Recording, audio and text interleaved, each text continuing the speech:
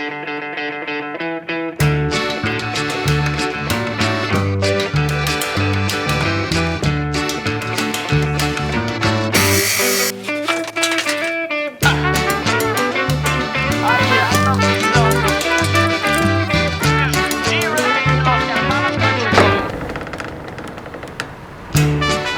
Freude an der Arbeit treibt mich an, jeden Tag mich in meine Werkstatt zu stellen, mit dem Auto irgendwo hinzufahren. Das ist der eine Teil.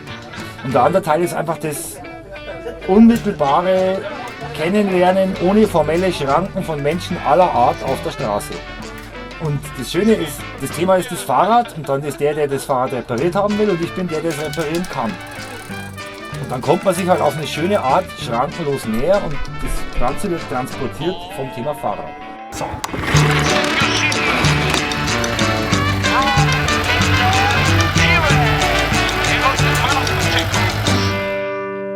Thank you very much. End of transmission.